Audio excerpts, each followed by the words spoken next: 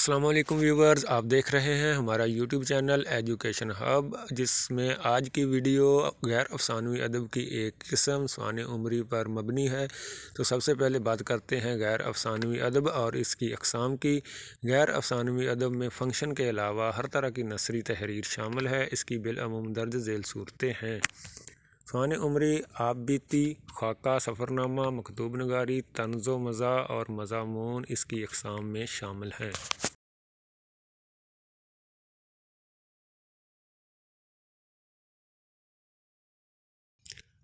سوانح عمری یعنی کہ بائیوگرافی۔ سوانح کا لفظ ثانیہ کی جمع ہے جس کے معنی ہیں رویداد، احوال یا کیفیت۔ چنانچہ سوانح عمری کے معنی ہوئے کسی شخص کی زندگی کے احوال یا اس کی سرگزشت۔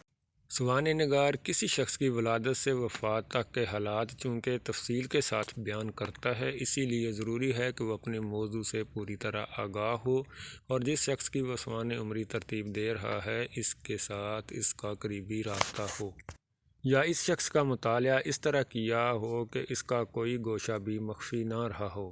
اس کے ساتھ ساتھ سوانح نگار کے لیے یہ بھی لازم ہے کہ اس شخص کے پورے عہد کا مکمل شعور رکھتا ہو۔ کوئی بھی شخص کا کتنا ہی قد آور اور عام سماجی اور معاشرتی سطح سے کتنا ہی بلند کیوں نہ ہو، اسی ماحول کا پروردہ ہوتا ہے جس میں اس نے زندگی بتائی ہے، اور اسے قدم قدم پر اپنے ہی لوگوں سے واسطہ پڑتا ہے۔ اس لیے سوانح نگار کو چاہیے کہ اس طرح معاشرے کی تہذیبی و فکری سطح سے مکمل آگاہ ہو، وگرنہ زیر ترتیب سوانح عمری سے انصاف نہیں کر سکے گا۔ ان تمام عوامل کے اظہار کے لیے حسب حال سادہ و دلکش مگر پرکشش زبان اور دل آویز اسلوب بیان اور موضوع کی منطقی ترتیب سوانح عمری میں ادبی شان پیدا کر دیتی ہے۔ جس شخص کی بنا پر اس شخص کا نام بھی زندہ جاوید ہو جاتا ہے جس کی سوانح عمری لکھی گئی ہے، اور سوانح نگار بھی اس حوالے سے پہچان بن جاتا ہے۔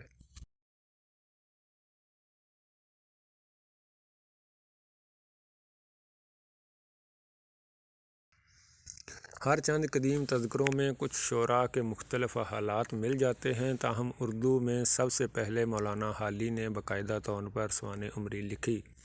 حیات سعدی 1883 اردو کی سب سے پہلی سوانح عمری ہے۔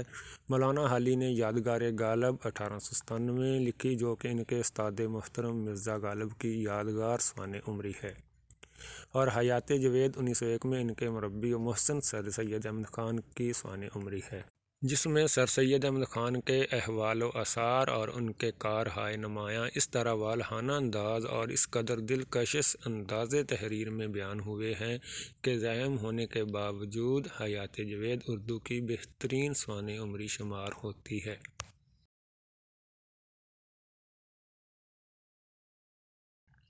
مولانا شبلی نعمانی کی سوانح عمریاں المامون، سیرت النعمان، الفروق اور الغزالی بھی اردو کی سوانح عمریوں کے ذخیرے کا قیمتی سرمایہ ہے۔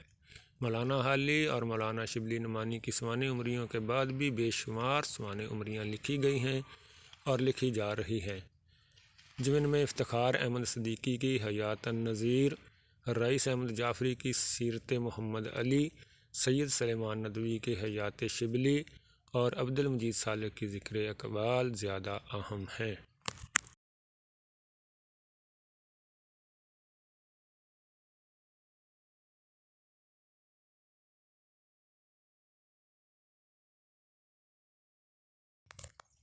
ویورز، ویڈیو کے آخر میں مختصر سوالات کے جوابات دیے گئے ہیں تاکہ آپ کو ٹیسٹ کی تیاری میں آسانی رہے۔